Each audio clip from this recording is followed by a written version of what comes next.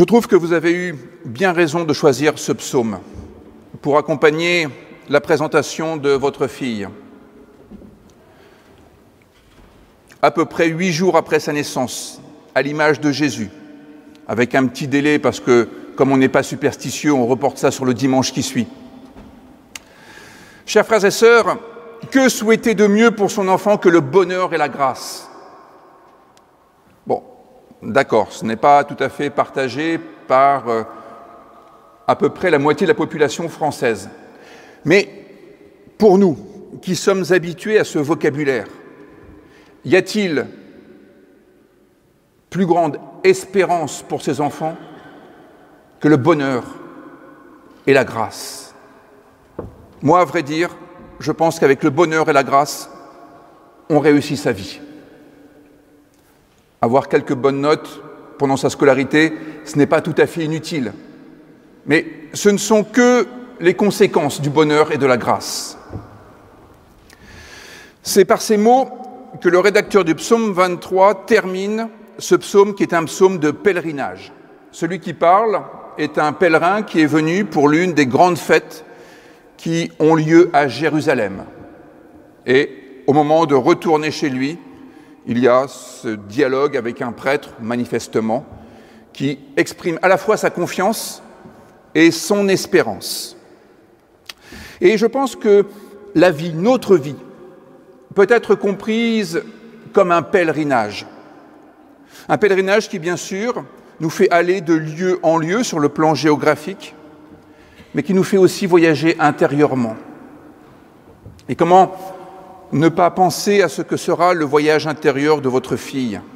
Toutes ces découvertes qui, au fur et à mesure, vont changer son regard sur le monde, vont aussi changer ses repères en termes de vision de l'humanité. Nous avons toutes et tous connu des évolutions au cours de notre vie. Moi, quand j'avais 17-18 ans, j'étais très farouchement attaché à la peine de mort pour les plus grands criminels. On a le droit d'évoluer.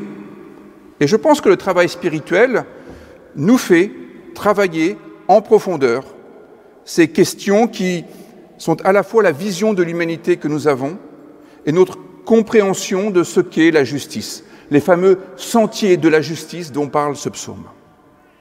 Alors il ne s'agit pas de dire quelles devront être les évolutions de votre fille, il s'agit juste de dire que la vie est un pèlerinage et que vous ne devrez jamais être inquiet de voir des évolutions dans son caractère, dans ses goûts, ses passions et aussi dans ce qui, pour elle, constitue un idéal de vie. Par contre, il est vrai qu'il sera heureux que vous aidiez Enora à orienter tout cela vers l'horizon que Dieu dresse devant elle, plutôt que de faire en quelque sorte demi-tour et de s'éloigner de cet horizon où règne le bonheur et la grâce. Le bonheur et la grâce. J'aimerais tout d'abord que nous entendions à quel point ces deux mots disent une chose fondamentale qui n'est peut-être pas encore évident pour elle, c'est que la vie n'est pas un cadeau empoisonné. Le premier point que je retiens de ce psaume, c'est que la vie n'est pas un cadeau empoisonné. On peut se dire, est-ce que ce n'est pas une sorte de folie de la part des parents de faire venir un enfant au monde aujourd'hui, dans notre monde, avec toutes les horreurs et toutes les catastrophes que nous voyons au jour le jour? Eh bien, ce psaume nous dit que la vie n'est pas un cadeau empoisonné. En ce jour où Enora a été présentée à notre communauté devant Dieu,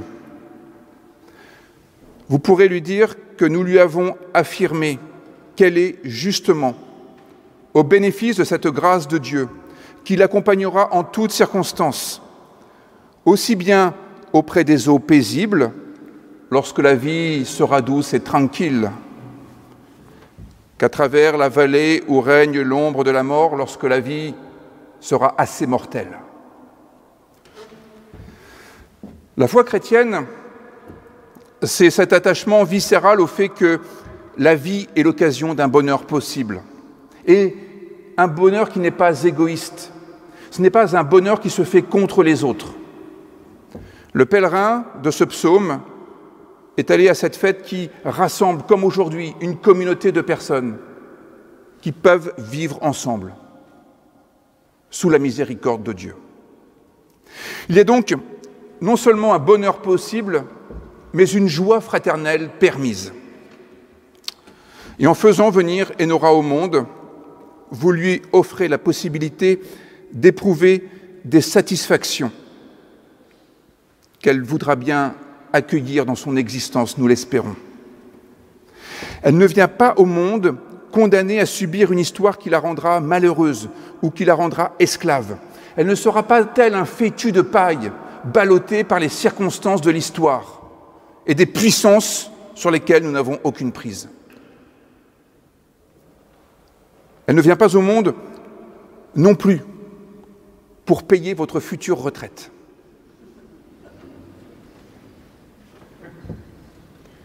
Elle vient au monde par grâce seule pour entreprendre son propre pèlerinage. Ce pèlerinage qui lui permettra d'habiter dans la maison de Dieu, c'est-à-dire d'avoir une existence qui corresponde à ce qui lui ira le mieux. Une existence qui correspondra à ses goûts, à ses capacités et à sa vocation personnelle. Elle ne sera ni condamnée à faire ce que vous n'avez pas réussi à faire, ni condamnée à faire ce que l'Église attend d'elle.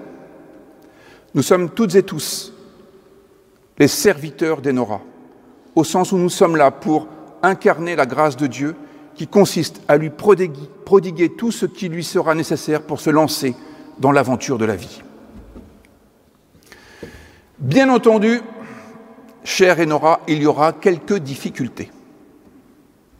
La Bible ne nous cache rien des aspects pénibles de la vie. Mais comme il n'y a pas de retraite en matière de vie spirituelle, le critère de pénibilité ne rentre pas en ligne de compte. La Bible est même constellée de passages qui nous disent non seulement les difficultés de la vie, mais aussi le caractère insupportable de la vie. Et c'est là où il me faut vous taquiner un peu. C'est que vous avez choisi les versets de ce psaume 23 qui sont tout mignons, tout beaux. Vous avez même coupé le verset 5 en deux. Le début du verset 5 dit que Dieu dresse une table devant nos adversaires. Cela indique bien qu'il y a de l'adversité dans ce monde. Et tout le bénéfice de la vie spirituelle, c'est de nous préparer à faire face à cette adversité. Il y a de nombreux passages dans la Bible qui sont vraiment sordides, épouvantables, où la violence, la dispute à l'injustice et tout confine à la barbarie totale. Cela existe, cela est possible. Et la vérité, c'est que la foi chrétienne n'est pas une garantie que rien de fâcheux ne nous arrivera. Je serais presque tenté de dire l'inverse d'ailleurs. J'espère que ça ne va pas vous faire fuir immédiatement.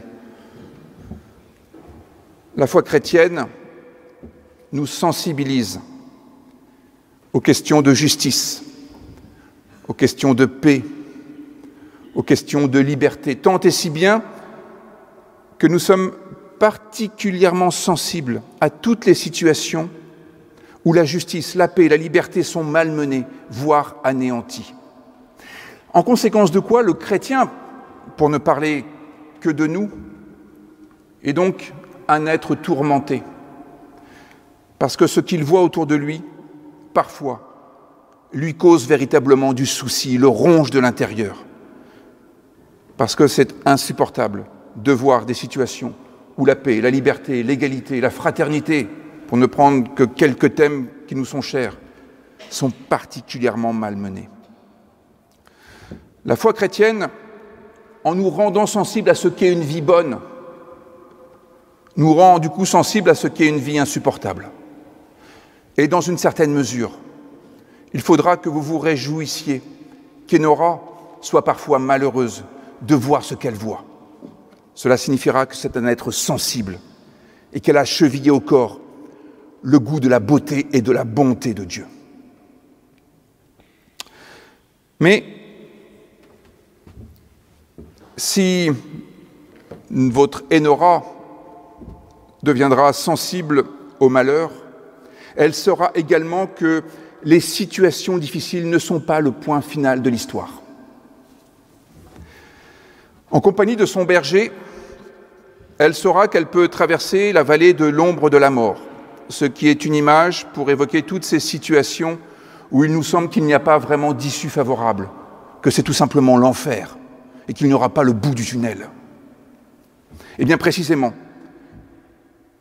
tous les tunnels ont un bout. En compagnie de son berger, elle saura qu'elle pourra traverser la vallée de l'ombre de la mort, qu'elle pourra traverser tous les déserts et toutes les nuits aussi. Elle pourra s'asseoir face à l'adversité, parce qu'elle sait qu'elle sera en mesure de faire face à l'adversité. Elle pourra regarder la vie droit dans les yeux, même lorsque la vie ne présentera pas un visage très attrayant, car son berger divin lui donnera le courage d'affronter toutes les situations. Ce n'est qu'un petit bout de chou, mais pensez au petit Gédéon, au petit David. Ils ont regardé la vie droit dans les yeux et ils l'ont emporté, parce qu'il y avait cette promesse: va avec la force que tu as. La vie n'est pas un cadeau empoisonné. Il y a des difficultés, mais elles ne sont pas insurmontables. Pourquoi ? Mon troisième point est de constater que la vie spirituelle nous donne une force de vie qui nous permet de faire face à cette adversité. Et le moment est venu de nous intéresser plus précisément à ce bonheur et à cette grâce qui est promise à chacun d'entre nous, pour voir de quelle manière cela fonctionne dans notre quotidien. La grâce, c'est la chesed en hébreu. C'est le fait de prodiguer à quelqu'un ce qui lui est nécessaire pour mener sa vie dans toutes les dimensions possibles de l'existence. Appelez ça la miséricorde si vous voulez. C'est le fait qu'il est de la responsabilité des parents de pourvoir aux besoins de l'enfant. Et après, l'enfant mènera sa vie.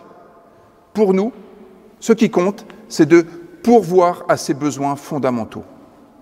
Souvenez-vous de la petite promenade de santé d'Abraham avec son fils, Isaac. Mais où est l'agneau pour le sacrifice ? Et Abraham répond, tout nourri de sa foi, « L'Éternel pourvoira ». Pourvoir, ça veut dire voir pour quelque chose. Ça veut dire se projeter, c'est-à-dire avoir une vision, c'est-à-dire avoir du désir. Et la foi suscite cette vision d'un avenir infiniment désirable. C'est le caractère inconditionnel de l'amour qui offre à quelqu'un ce qui lui sera profitable pour accomplir sa vie en plénitude, dont il est question avec ce mot « chesed », la grâce. C'est Dieu comme ressource inépuisable de défis à relever pour rendre la vie infiniment plus intéressante. Vous voyez, il ne s'agit pas simplement de la gaver de bonnes choses. Il s'agit aussi de lui faire découvrir des défis à relever. Aujourd'hui, on dirait pour pimenter la vie. Moi, je dirais pour rendre la vie intéressante, pour lui donner du sens, donner de la couleur, donner de la saveur. Alors, c'est bien sûr le fait qu'Enora est en mesure de pouvoir aujourd'hui accomplir toute chose. Aujourd'hui, Enora est face à toutes les possibilités. Voilà ce que Dieu instille dans son existence. Elle pourra faire tous les sports qu'elle veut. Elle pourra jouer de l'instrument qui lui convient le mieux. Elle pourra parler les langues qui lui seront utiles ou agréables. Aujourd'hui, elle peut apprendre toutes les langues qui existent sur cette planète.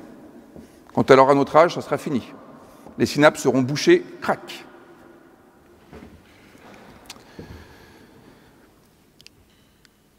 C'est le fait d'avoir cette relation de confiance avec Dieu qui nous révèle à quel point nous sommes équipés pour faire face à la vie, que nous pouvons faire bon accueil à toutes les nouveautés que nous croiserons, pour en faire une richesse supplémentaire qui viendront renforcer notre bagage personnel.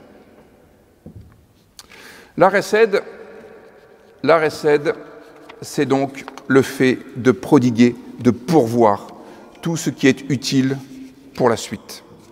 Le bonheur, en hébreu, c'est tov, un mot que vous connaissez bien, parce que c'est le mot qui ponctue Genèse 1. Dieu dit quelque chose, ce quelque chose est visible, et Dieu vit que cela était tov. Et regardant toute la création, il vit que c'était tov méod, très tov. Nos traductions disent souvent « bon ». Dieu vit que cela était bon.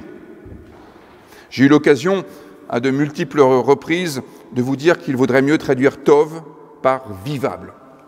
Dieu voit que la création est vivable. Ce n'est pas un cadeau empoisonné. C'est la possibilité d'éprouver de très grandes réjouissances. Le monde est vivable. Notre existence n'est pas destinée à une peine éternelle, explique Genèse 1. Eh bien, c'est ce tov, ce mot favorable de Dieu sur notre vie qui accompagnera Enora durant toute son existence, au jour le jour. Cela veut dire, si nous faisons bien le lien entre ce texte et Genèse 1, cela veut dire que votre fille est dotée de tout ce qui lui permettra de répandre la vie en abondance autour d'elle. Elle sera en capacité d'injecter du vivable, une vie vivable, et même très vivable, là où elle sera. Même si ça sent un peu le rance, même si ça sent un peu le moisi, elle sera capable d'injecter du tov là où elle sera. C'est une manière de rendre les lieux un peu moins odieux qu'ils ne le sont. Ici et là, tout autour de nous, dans la vie de ceux que nous croisons, une route qui peut être accablante pour eux et qui le sera certainement un peu moins lorsqu'Enora les aura rencontrés. Être une force de vie en quelque sorte pour les autres. Et c'est parce que nous changeons notre environnement que notre propre vie devient soudainement infiniment plus légère et plus agréable. Nous avons cette capacité de faire reverdir le quotidien de ceux dont nous croisons la route. Ce quotidien qui est parfois pour nos contemporains particulièrement aride, avec des gens qui sont parfois aussi secs que l'étaient les ossements que le prophète Ézéchiel voit dans la vallée où il a été conduit. Parfois, nous avons l'impression que les gens sont arrivés au bout de leur vie. Eh bien,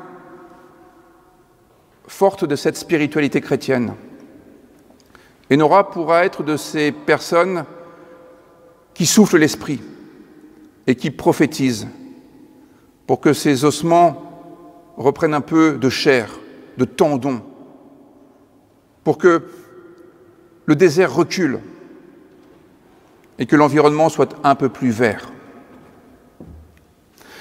Elle aura cette capacité de souffler sur bien des sécheresses, de prophétiser sur bien des pauvretés, sur toutes les misères du monde en fait, pour ressusciter le goût de la vie, pour ressusciter l'appétit de la liberté.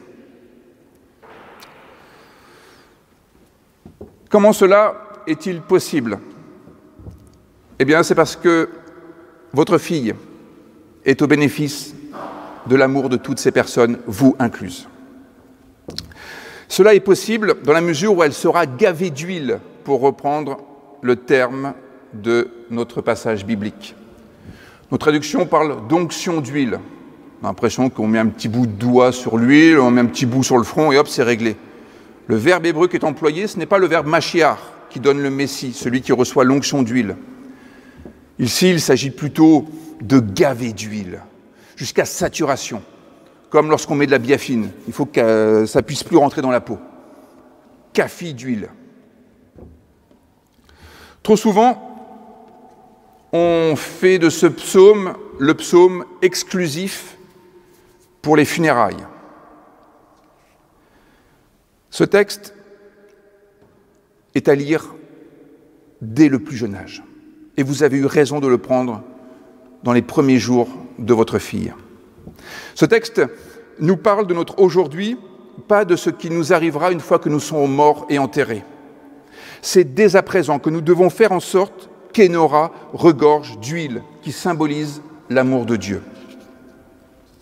Pas simplement une petite onction, pas juste un petit baume comme ça qui donnerait un petit peu de couleur, mais comme l'huile d'amande douce ou l'huile qu'on utilise là et qu'on fait rentrer dans tous les pores de la peau jusqu'à saturation.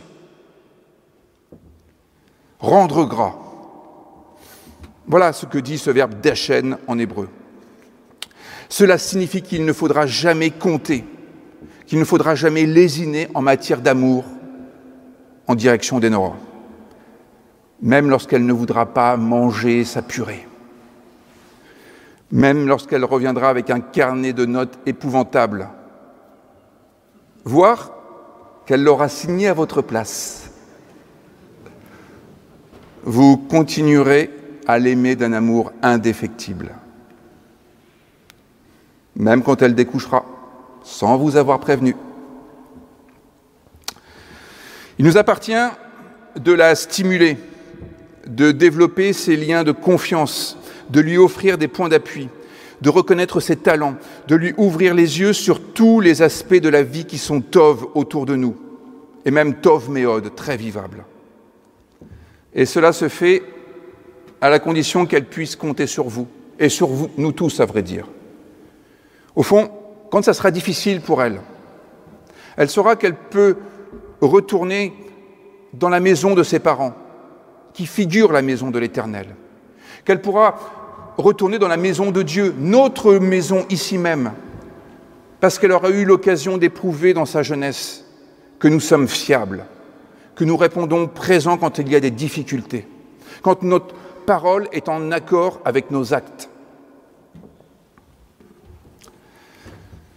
Il nous appartient de remplir aussi sa coupe, nous dit le psaume, de lui offrir des occasions d'apprendre, de lui donner de l'affection, de la consolation quand cela sera nécessaire, et de lui donner les codes de la vie en société, toutes choses qui sont utiles pour se lancer dans l'aventure de la vie, dans le monde du travail, et de lui donner jusqu'à ce que la coupe déborde.